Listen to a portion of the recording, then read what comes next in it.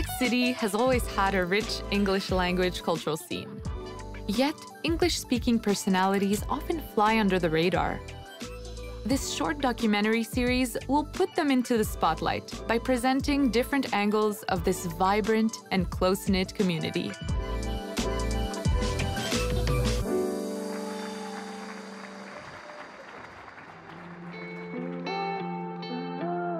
This episode's angle, Theatre, takes to the stage, featuring 3 Quebec City Anglophones. Comedy night MC Jill Gagnon, tour guide Fiona Donnelly-Riome, and stage actor Michael Bourguignon.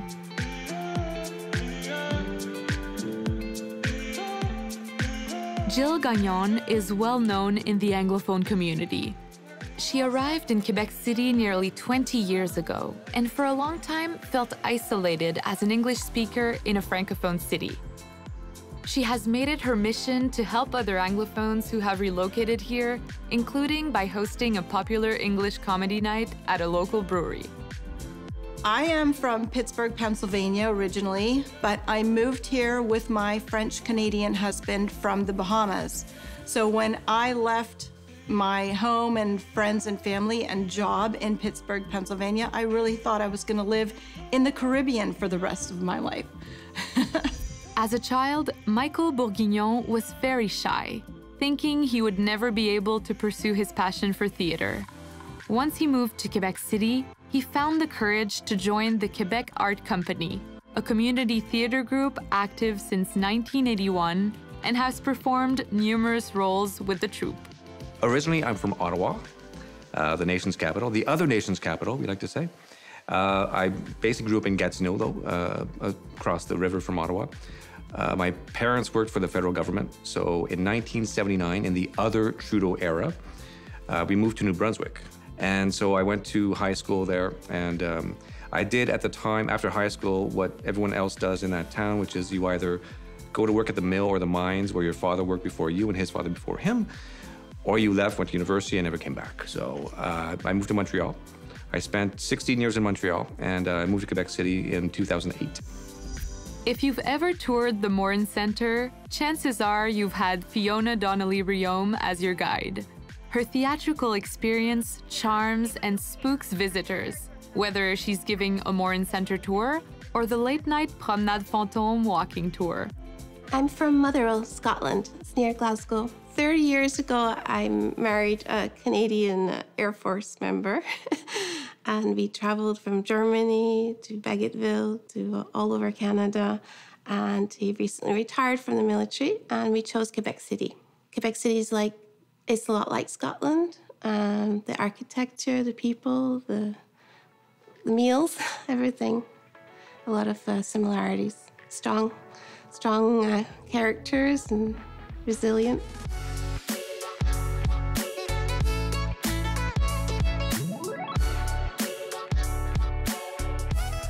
The first time I'd come, it was during my pregnancy in the summer. It was summer festival. Everything was so beautiful. It was so clean. My first impression of Quebec City was it was the cleanest city I'd ever visited.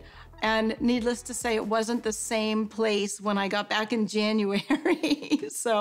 But my first impression was, wow, this is a charming, beautiful place. Like most people who come from elsewhere, I followed someone.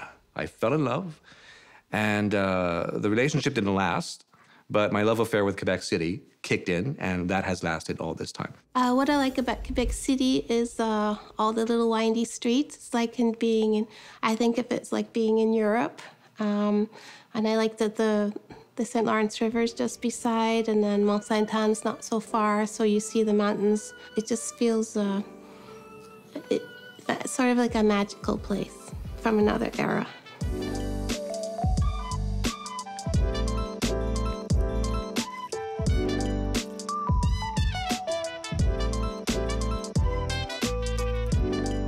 When I first moved to Quebec City in 2008, I sought out the English community, and I was amazed and surprised to discover that it's a small but very vibrant community with a lot of things happening. If you look around just places like this, the Morrin Centre, it's an incredible place just to meet people and to bring your kids and partake in all kinds of activities. It's kind of like the central hub of the English community, but there's so much more than that. And one of the organizations is called VEC. It's the Voice of English-Speaking Quebec, and they're a really good resource for finding all the different little pockets of English this or that within the city. I was creating a lot of breakfasts, sometimes with the kids, sometimes without. I organized trips to the U.S. called the Run for the Border Weekend, where we would leave the kids with the husbands and we would leave for a weekend to go to libraries or bookstores in English, to see movies in English, to just spend a weekend in English. So I did that for groups of 25 to 30 women, probably 2 to 3 times a year for about 10 years.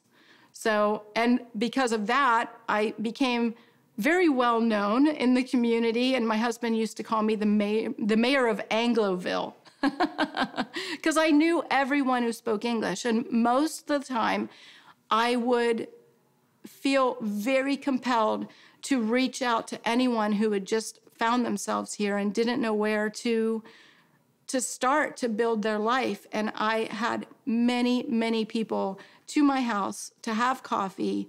So I'm very passionate about the community and doing everything that I can to keep it strong and surviving and let no one fall through the cracks. It's really, really a passion of mine. It's amazing that in a city that's so small and so overwhelmingly Francophone, that you really do have that really strong, close-knit community. And because I'm involved in theater, I see a lot of the same people who either on stage or backstage or in the audience. So you tend to form some pretty strong friendships and relationships along the way. You know, there are plenty of Anglophones who are from here, from Quebec City, but they're still Anglophones. A lot of people aren't aware of that, the fact that English is a really big part of the history of Quebec City.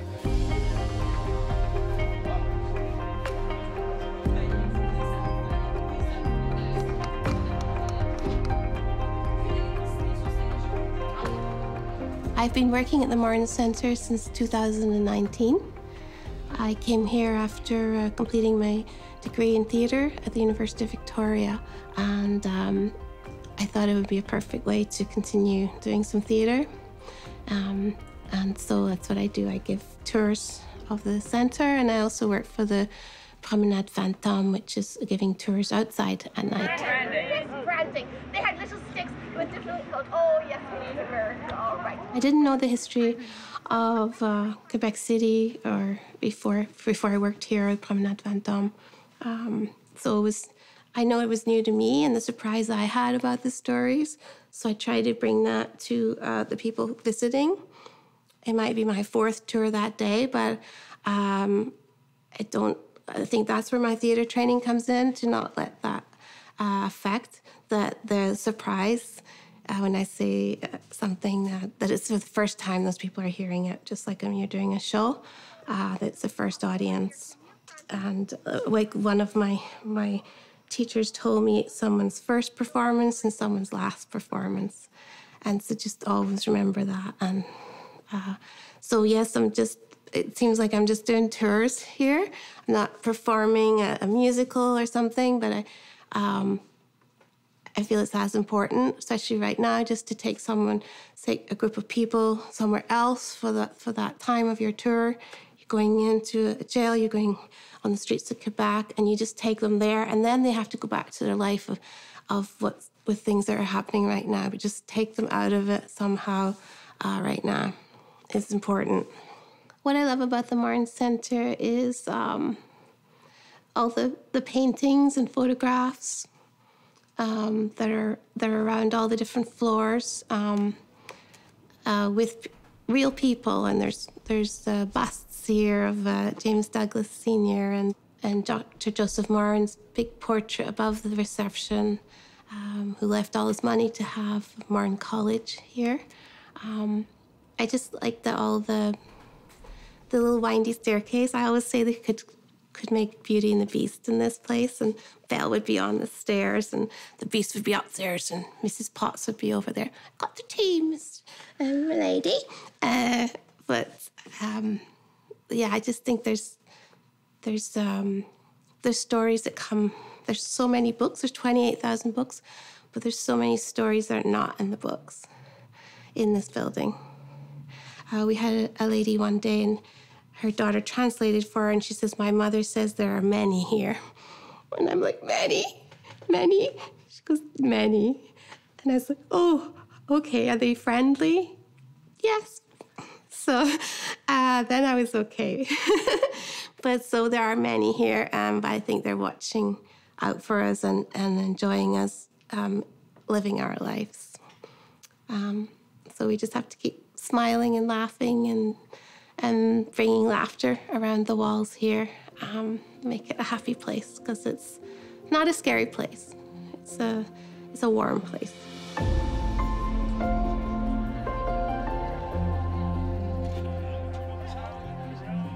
After being a stay-at-home mom for 16 years, I did go back to work, which I'm very happy about because I did miss working, and I really never thought I could cross over and make a career for myself here in Quebec City.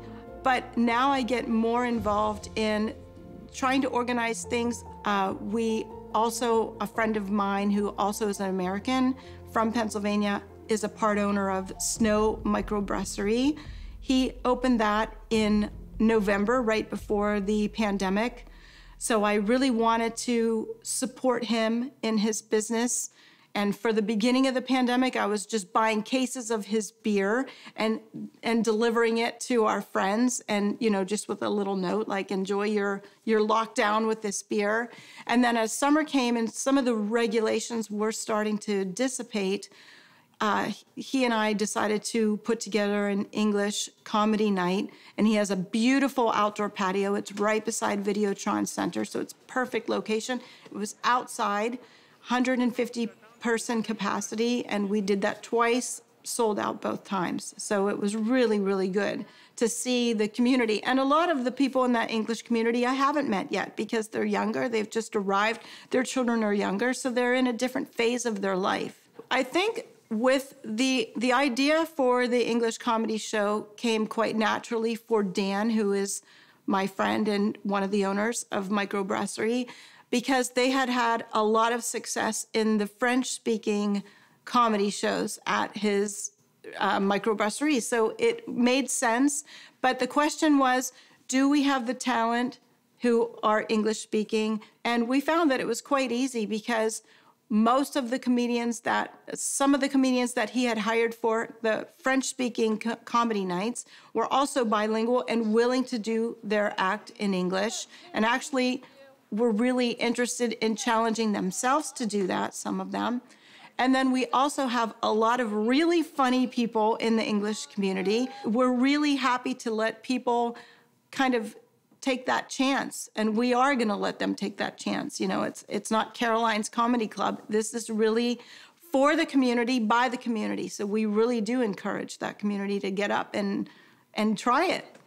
So the outcome was so successful, and I wasn't surprised because I knew the caliber of some of the people that were involved, and I knew the dedication of some of the people who wanted to try it for the first time because, of course, they had reached out to me. "I'd like to participate. Let's get out of our house. Let's try and laugh." And everyone needed to laugh. So we had really the best captive audience. Humans just need to be heard. We need to be connected. We do feel like we need to have that sense of community. It is harder to find sometimes here in Quebec City, especially for the new people who've just arrived, and perhaps the people who are older, don't have children that can help open doors to meet other people. So an event like that, outdoor, where people could feel safe because they were socially distanced, they were outside, everything was, following the rules, and people could feel really comfortable about taking time for themselves and laughing.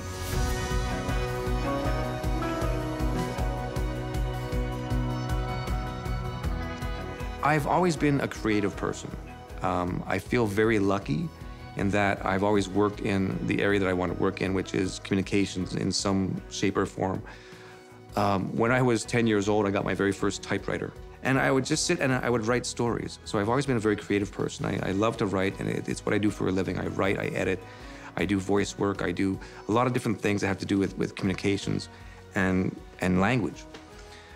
The one thing I hadn't done, not even in high school, I mean, there was a drama club in high school, and I wasn't a member because I was too shy. I was a very shy kid. But then when I came to Quebec City, I so wanted to do something creative and to really integrate myself into the English language community that when I discovered Quebec Art Company and discovered that at that time, 2011, they were doing a musical play called Guys and Dolls that for me, I equated with 1940s, Frank Sinatra, great suits and fedoras and the whole thing. I'm like, okay, I'm going to get my courage and I'm going to do it. Just a feeling of being on stage and taking on a different persona, taking on a different character, being somebody else. And it's just fun for me to explore all those different facets and just entertain people for a while.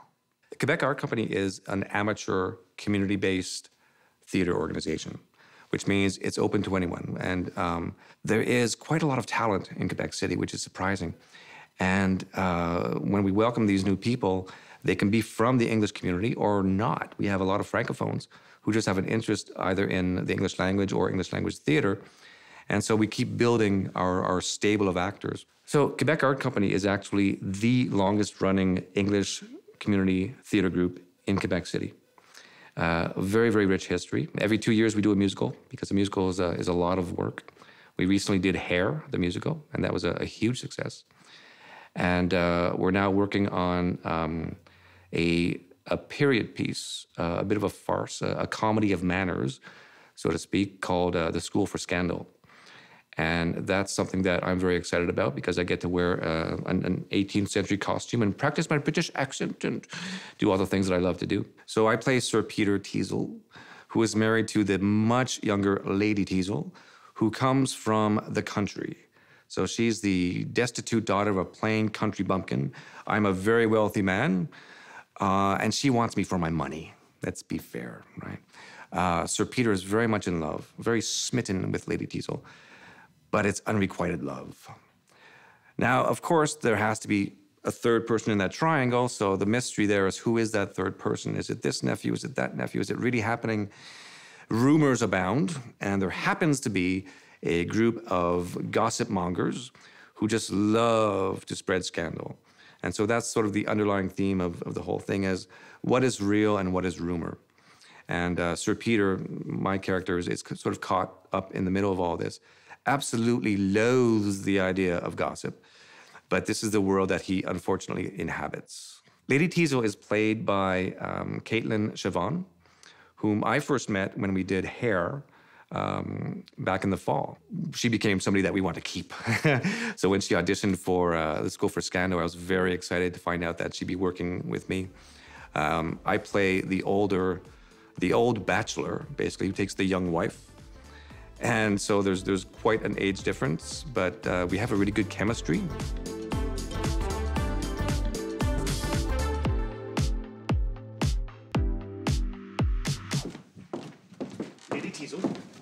Lady Teasel, I'll not bear it. Sir Peter, you may scold or smile according to your humor, but I will have my way. I may be a rustic raised in the countryside, but I am well aware that women of fashion in London are accountable to nobody for nothing once they are married. Oh, madam, so a husband is to have no influence, no authority? Authority? Most assuredly not. If you wanted authority over me, well, then you should have adopted me, not married me. I'm sure you were old enough at the time to appreciate the difference. Old enough? Oh, and there we have it. Lady Teasel, though my life has been made joyless by your tantrums, I'll not be ruined by your extravagance. My extravagance? Indeed. I'm sure I'm not no more extravagant than a lady of fashion ought to be. Without question you have been. It is not worth my life to furnish your rooms with so many fresh flowers in winter as to turn it into some sort of botanical garden. Am I to blame because flowers are so dear in cold weather? Find fault with the weather and not with me. I'm sure I wish it was spring all year round and roses grew under one's feet. Madam, had you been born to such inanities, I should not wonder at the way you talk, but have you really forgotten where you came from when you married me? Oh, no, I haven't. It was most disagreeable, or I shouldn't have married you. As I recall, you were then in a rather humbler state. The destitute daughter of a plain country bumpkin. As I recall, when I first saw you in that grotesque outfit with those horrible styles and that tousled apartment that you called a home. Oh, you wretched little man. Don't remind me of it. And what were your daily occupations? Ah, yes. Inspecting the cows, tending the chickens, grooming that sorry excuse of a lapdog, and robbing Peter to pay Paul. Horrid little man. And what were your evening amusements? Ah, of course. Drawing patterns for clothes for which you hadn't the materials, playing poker with the local curate, reading his sermons to your aunt, or being plumped down in front of an old, out-of-tune pianoforte, strumming your father to sleep after his night out with the boys. Scandalous, Sir Peter. Not a word of it true. These are the recreations from which I took you. And now look at you. No one is decked out more extravagantly, adopting every latest inanity called fashion. That over-the-top pagoda headdress, for instance, with the feathers pendant both horizontal and perpendicular. You seem to have forgotten, my dear, when a little wired gauze with a few beads made you a fascinator not much bigger than a wild cornflower.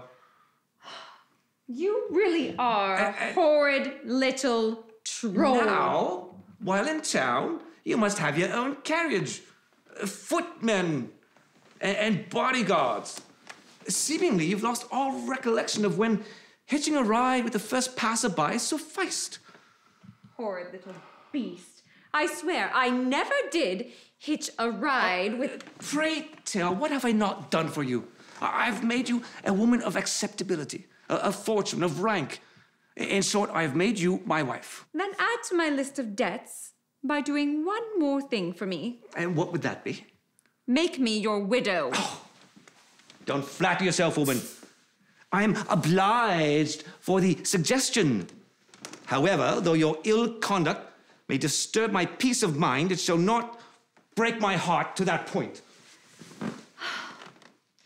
Why do you endeavor so to make yourself disagreeable to me? Oh, frustrating my every little elegant expense.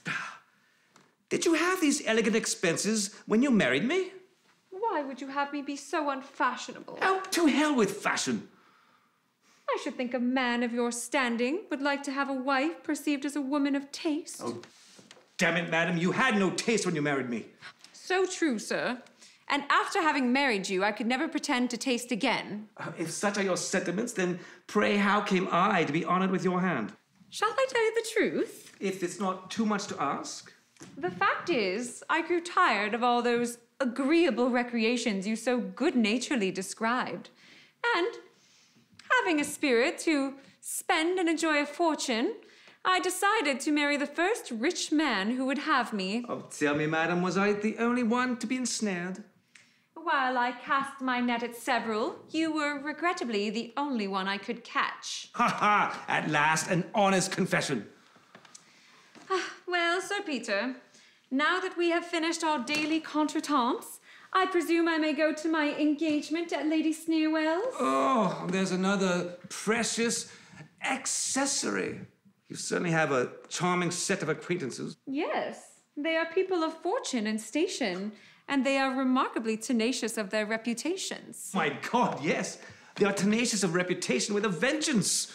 They only choose people who are exactly like them, characterless. Many a condemned man has done less mischief than those gossip mongers, those clippers of coins, those destroyers of reputation. Would you deprive them of their right to free speech? Absolutely.